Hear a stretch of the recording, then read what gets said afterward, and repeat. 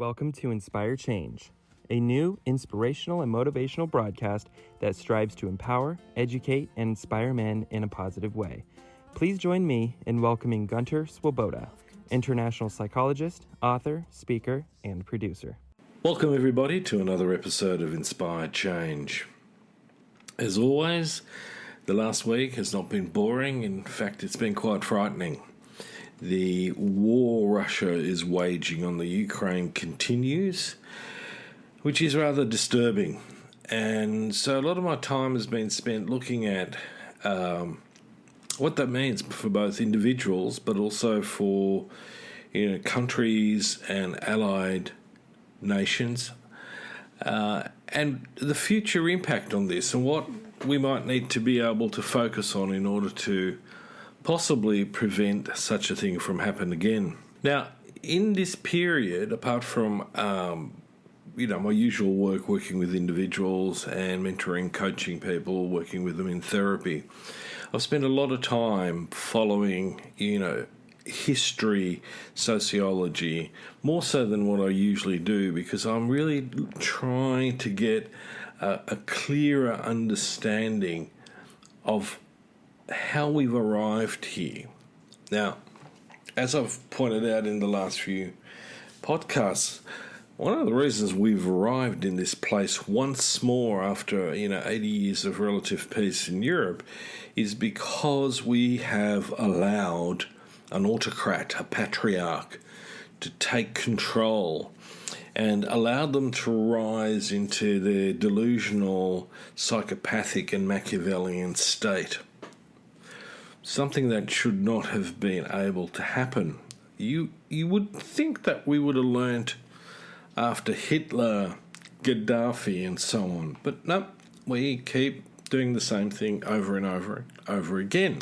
And one of the things that is particularly of interest here is why is it that we continue to appease these men? What is it? How do they enthrall us? How do they keep us entrapped in their machinations of world, or at least continent domination? It starts out with a little country and then it gets bigger and bigger and bigger. We saw that in 1939, Czechoslovakia, Poland. It was a domino effect.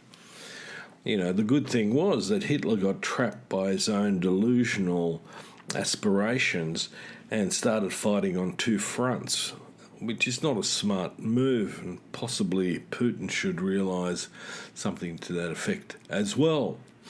So as you can tell, one of the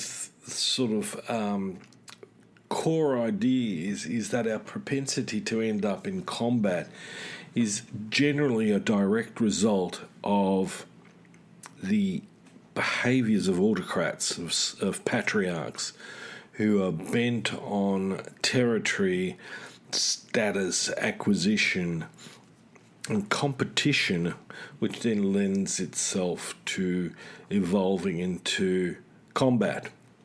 Okay? So one of the things that happened during the week was that my wife and I were watching YouTube. It's a really interesting source of all sorts of different information and videos and so on, and you can learn a lot if you're discriminating and you ignore some of the sort of digital fluff. And we often go there to watch videos, historical videos, documentaries. But in this particular instance, one of the things that I found was this discussion held by the Oxford Union. And so, we tuned in, and what they were talking about was, let's discuss the Russian-Ukrainian conflict. And what stood out for both of us was, firstly, it was really, really interesting.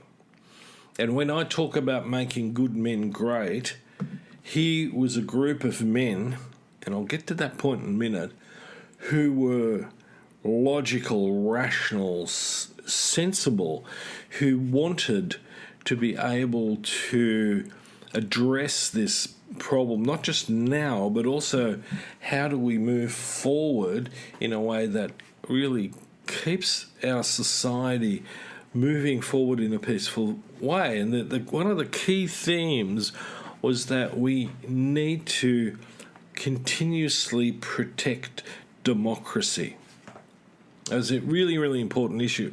The other thing that stood out, which, my wife and I sort of found really, really interesting, is that all the speakers were men. Young men, enthusiastic men, passionate men, who did use their basis and their education and also, in a sense, their social status to argue sensibly for what we must do. So the first port of call that they put forward was the need to protect our democracy. Now, I'm going to add something into that because I think this is very, very important. We don't need to just protect what we have that we call democracy. We need to evolve what it is that we call democracy, and we need to educate people in it so that we become less susceptible to the delusional misinformation put forward by the likes of Putin, Trump, and other despots that emerge from the ranks, and because of the way that our system is constructed, can usurp enormous amount of political power and enormous amount of economic leverage. So that is a very important aspect to this. The other aspect was ultimately, what is it that we really want to tell our kids? Were we so complacent that we sat back on the sidelines and we let these people rage? And because it was a little bit too expensive on the petrol pumps, we really couldn't get on top of this better because, we don't want to shake up the system too much. I mean, one of the things that I very quickly realised in the ascent of this conflict into actual and outright invasion was London fundamentally is a holiday place, not just a residence but a haven for oligarchs. To the point, and something I didn't realise as well, where one of these oligarchs was sort of given a peerage by the Tory government, by Boris Johnson. Now, I shouldn't be too surprised at that, given the fact that it appears that Brexit was, very well stimulated through Putin's connections in the West. And we know that Putin's extraordinarily Machiavellian, so I wouldn't be surprised that this was a long-term game plan. Remember KGB thinking in this. Okay, so evolve democracy, protect it. Now, how do we do that? Well, again, I'm going to come back to one of the mainstays in the tenets of making good men great, and that is that each of us, men and women included, need to work together. We need to collaborate to deconstruct patriarchy and all its influences on individual, family, community, social and cultural levels. Until we do that, we're going to be vulnerable. The other aspect to this is that we need to begin to deconstruct neoliberal economy. We need to get beyond this thing. We need to really look at a much, much fairer and more distributive economic system. Because right now, the middle class is shrinking, the poor are growing, and again, one of the things that I've been seeing on YouTube is the absolute obscene wealth that's held by the oligarchs, the super yachts, the palaces, the properties that they own, the influence that they have on, a deep economic commercial level, and the political clout that they have as a result. And as Nick Hanauer says, ultimately neoliberal economy is a protection scam for the wealthy. And it has allowed Russia to wield undue influence. I mean, ultimately, their GDP is not that big. This is not a wealthy country. It used to be in the Soviet Union. And again, it's one of Putin's drivers, is that he wants to put the Russian Federation into the space of Soviet Mark II. Now, I think he's overshot himself in this particular area, but let's move on to the next point. The next clear fact that emerged out of this conflict, out of this war that Russia is wielding, is that we're simply too dependent on fossil fuels, especially coming out of an autocratic state or nation. We need to be much, much more independent, and we need to think much, much more locally. So how do we do that? Well, one of the things is that if you've got access to putting a battery and solar power in your house, do it. Decentralize your acquisition of power, in this case electricity, right? This is a really important step to take, so that, if it does come out to a conflict like it is in Europe, you're not going to be freezing to death simply because you can't get access to Russian, gas. We need to therefore really transition into renewables, not tomorrow, 2030 or whatever it is, but we need to start that process now. The other thing that stood out very clearly for me as a nation, and this has been floating more and more and more, is that we really should build more nuclear reactors.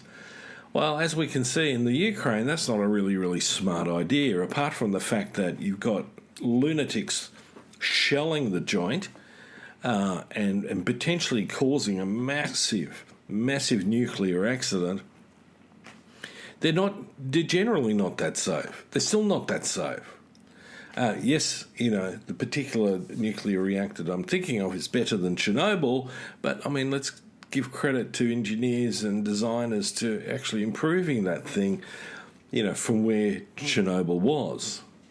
So again, that whole notion of focusing on nuclear energy the way that it has been is not an effective solution, as long as we are geopolitically still unstable. And that's what this conflict is actually demonstrating, is how fragile our peace is, not just in Europe, not just in the United States, not just in the Pacific region, but globally. We need to act locally and think globally. So, what's the final step? Well, the final step is when autocrats try to assert themselves, when these patriarchs try to take hold of the information highways and control and disseminate misinformation.